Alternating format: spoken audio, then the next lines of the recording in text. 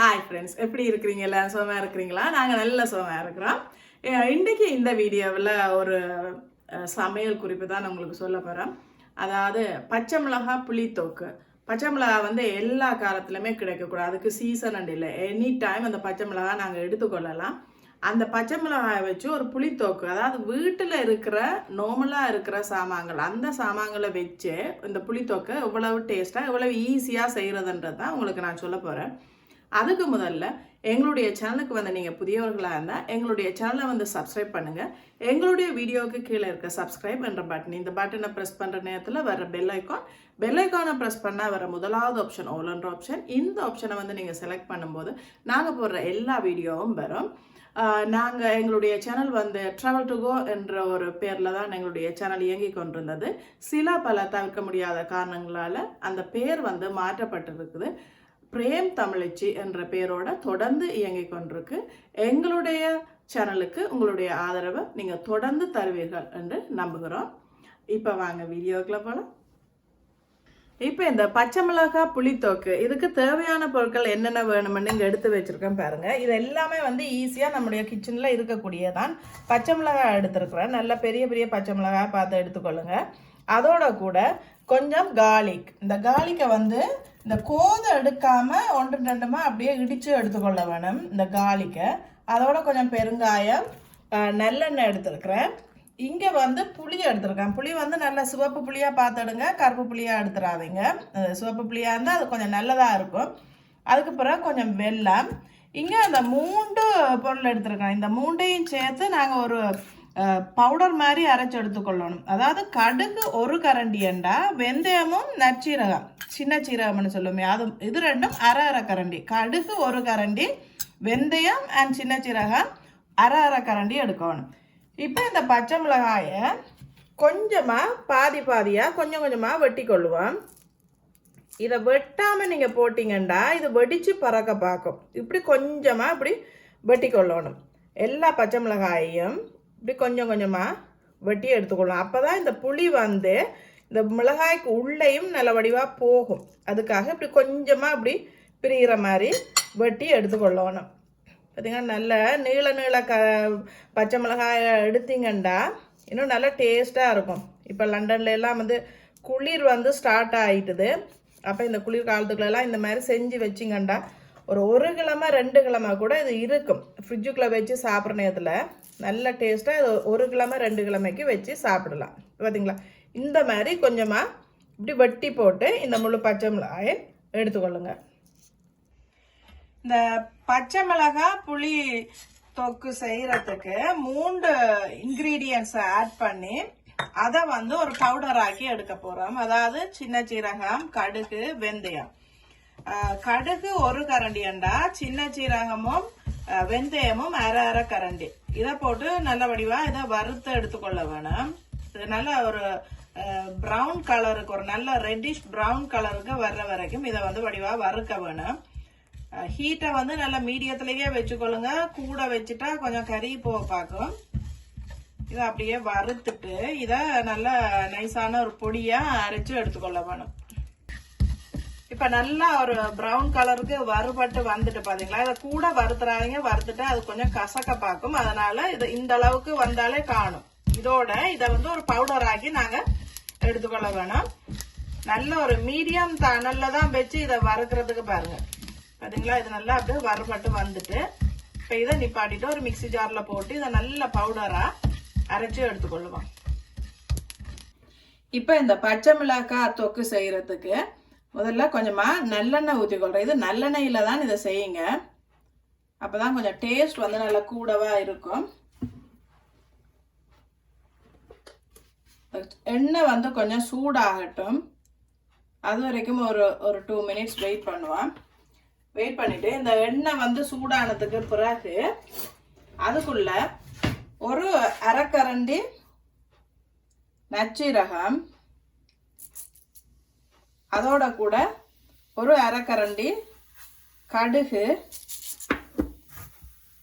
ஒரு அரை கரண்டி வெந்தயம், இது 3ஐயும் போட வேணும். போட்டுட்டு கொஞ்சமாக அது இந்த நல்லெண்ணெயில் ரோஸ்ட் ஆக வேணும். இந்த பொருட்கள் எல்லாமே வந்து நம்ம வீட்டிலேயே இருக்கும். அதனால இந்த தொக்கு வந்து நீங்கள் ஈஸியாக செய்யக்கூடிய மாதிரி இருக்கும். பார்த்தீங்களா? இது கொஞ்சம் ரோஸ்ட் ஆன உடனே அதுக்குள்ளே நாங்கள் பாதி முழுசாக பாதியாக இல்லை, இடையில பாதியாக வெட்டி வச்சுருக்கேன் இந்த பச்சை மிளகாயை போட்டு அதையும் ரோஸ்ட் பண்ண வேணும். இது கொஞ்சம் குக்காயை கொண்டு வருது பார்த்தீங்களா? இந்த நேரத்தில் போட வேணும்.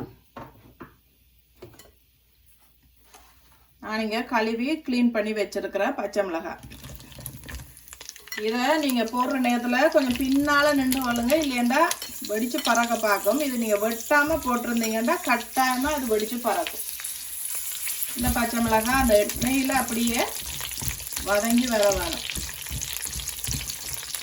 பார்த்தீங்களா? அந்த சத்தம் கேட்குது பாருங்கள். இந்த எண்ணெயிலேயே இந்த பச்சை மிளகாய் வந்து அப்படியே குக் ஆகுது. இதுக்குள்ள நாங்கள் மஞ்சள் ஆட் பண்ண வேணும். மஞ்சள் ஆட் பண்ணுற நேரத்தில் இந்த பச்சை மிளகாயோட இந்த க்ரீன் கலர் போகாத மாதிரி அந்த மஞ்சள் பார்க்கும். பார்த்தீங்கன்னா அது கொஞ்சம் பொரியுது பாருங்க. இந்த நேரத்தில் நாங்கள் ஒன்றும் பாதியமாக தட்டி வச்சிருக்கிற கார்லிக் உள்ளி, இந்த உள்ளி வந்து கோதோட தான் தட்டி எடுத்துக்கொள்ள வேணும். இந்த கோதை எடுத்துட்டு போடாமல் கோதோடையே அப்படியே இந்த கார்லிக்கையும் தட்டி அதையும் இதோட சேர்த்துக்கொள்ளுங்க. எல்லாத்தையும் சேர்த்து அப்படியே ஃப்ரை பண்ணுங்க. பார்த்தீங்களா? இது ரெண்டும் அப்படியே கொஞ்சம் நேரம் ஒரு 2 to 3 மினிட்ஸுக்கு இது அப்படியே குக் ஆகும். இந்த எண்ணெயிலேயே எல்லாம் அப்படியே பொரிஞ்சு வர கொஞ்சம் தள்ளி நின்று கொள்ளுங்க.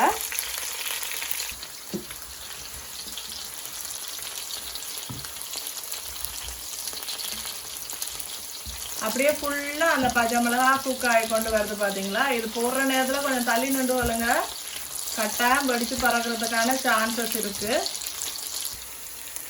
இப்போ கொஞ்சம் நல்லா பொரிஞ்சு கொண்டு வருது பார்த்தீங்களா? இது நல்லா முருகை பொரிய வேணும். இந்தளவு ஒரு ஸ்டேஜ் வந்ததுக்கு பிறகு இதுக்குள்ளே கொஞ்சமாக மஞ்சள் தூள் சேர்த்துக்கொள்கிறேன். ஒரு பிஞ்ச் ஆஃப் மஞ்சள் தூள். இந்த மஞ்சள் தூள் இந்த க்ரீன் கலர் போகாத மாதிரி ப்ரொடெக்ட் பண்ணும். இப்போ இந்த அளவுக்கு பொரிஞ்சு கொண்டு வந்துட்டு பாருங்க. இந்த நேரத்தில் நான் ஒரு 1 பிஞ்ச் ஆஃப் அசப்போயிட்டா கொஞ்சம் பெருங்காயம் போட்டுக்கொள்கிறேன். அதோட கூட தேவையான அளவுக்கு கொஞ்சமாக உப்பு இதையும் இதுக்குள்ள சேர்த்துக்கொள்கிறேன். சேர்த்து எல்லாத்தையும் சேர்த்து அப்படியே ஒரு தடவை கிளறி கொடுக்க வேணும். அப்படியே பொரியுது பாருங்க. இந்த மாதிரி பொரிஞ்சு கொண்டு வர இந்த நேரத்தில் புளியை வந்து நல்ல வடிவாக திக்காக கரைச்சி எடுத்துக்கொள்ள வேணும். புளியை கொஞ்சம் தண்ணியாக கரைச்சிடாதீங்க. அப்படி தண்ணியாக கரைச்சா அது கொதித்து அது சுண்டை வத்தி வாரது கொஞ்சம் டைம் ஆகும். அதனால் கொஞ்சம் திக் சொல்யூஷனாக அதை கரைச்சிக்கொள்ளுங்க. இந்த மாதிரி நாங்கள் ஒரு பச்சை மிளகா புளி தோப்பு மாதிரி செஞ்சு வச்சுக்கொண்டா ஒரு 2 வீக்ஸ் கிட்ட அப்படியே இருக்கும். ஃப்ரிட்ஜுக்குள்ளே வைக்கிற நேரம் 2 வீக்ஸ் கிட்ட அப்படியே இருக்கும். அதுவும் ஒரு கொஞ்சமாக ரைஸோட சாப்பிட்ற நேரத்துலேயே அவ்வளோ டேஸ்ட்டாக இருக்கும். இந்த ஒரு தடவை ட்ரை பண்ணி பாருங்கள் கட்டாயம். ஏன்னா இந்த இன்க்ரீடியம் வந்து நீங்கள் எதுவுமே ஸ்பெஷலாக போய் வாங்கி அதை செய்யணுமெண்ட் இல்லை. எல்லாமே நார்மலாக நம்முடைய கிச்சனில் இருக்கிற பொருள் தான். பார்த்தீங்கன்னா நல்லா அது கொஞ்சம் பொரிஞ்சு கொண்டு வந்துட்டு இப்போ இதுக்குள்ளே இன்னொரு இன்க்ரீடியன்ட் சேர்க்க போகிறேன். நான் நல்லா திக்காக கரைச்சி வச்சுருக்கிற பழப்புளி. இந்த பழப்புளி சொல்யூஷனை இதுக்குள்ளே அப்படியே ஆட் பண்ணுறேன் பாருங்கள்.